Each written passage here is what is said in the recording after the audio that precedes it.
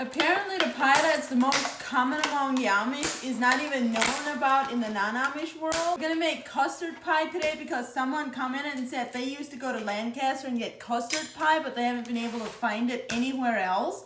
I'm going to show you guys how easy it is to make it. It just takes the basic ingredients. Start off with some eggs that you have to beat up until they're very fluffy. Once those eggs are very light and fluffy, you're going to add some sugar. And the recipe that I put in the cookbook says to do half brown sugar and half white sugar, which is what we always did when I was growing up. But I have raw sugar, so I'm just going to do all raw sugar. Twist that into your eggs a little bit, and then we're also going to add some salt. It doesn't take much salt, just enough to bring the flavor out. And then we also need to add some flour for thickener, and then we're going to add vanilla for flavor. If you want a little bit of a different flavor besides vanilla, you could use maple flavoring. That would also make it really good. Just whisk that in until the flour is all smooth, because if you don't do it right, it'll get lumpy. Then we add a half a cup of cold whipping cream. I didn't have any whipping cream, so I'm just using whole milk, which will be fine too. The pie just won't be as creamy. Then last, we're going to dump in some boiling milk, or almost boiling milk. You do this every time you make any type of custard pie, so the filling is kind of hot by the time you put it into the oven. And that is how easy it is to make our custard filling for custard pie. That is why it's one of the most common pies among the Amish. Just dump it into an unbaked pie shell. I made this one myself with the recipe in my cookbook. Now we just stick this in the oven to bake it until the filling is set. Once your pie is nice and set, you're going to pull it out of the oven, and we need to let this thing cool down completely before we take a slice out. So I'm going to put mine in the fridge so it cools down faster. Our pie has completely cooled off now, and it's loose from the pan, so I'm going to cut a piece out. This is what it looks like. It looks like it turned out perfect. My best memory of eating this is at Groskme or Ordnungskme, where we had pie for supper or lunch.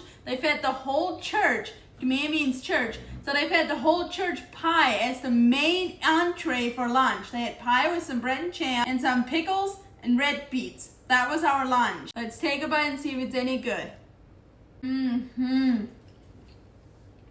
It is very good. So delicious. It's like a vanilla milk pie, but with like an extra flavor to it. I don't know how to explain it, but it is delicious. If you guys want to try this pie recipe, it is in my cookbook under custard pie. That cookbook has over 220 other recipes in it, and it's available on my website socialsbylavina.com, which I have linked on my profile over here. Or depending what platform you're on, it is linked in the caption of this video. Or you can just go to your browser app and type into the search bar socialsbylavina.com. I hope you guys go try this and enjoy.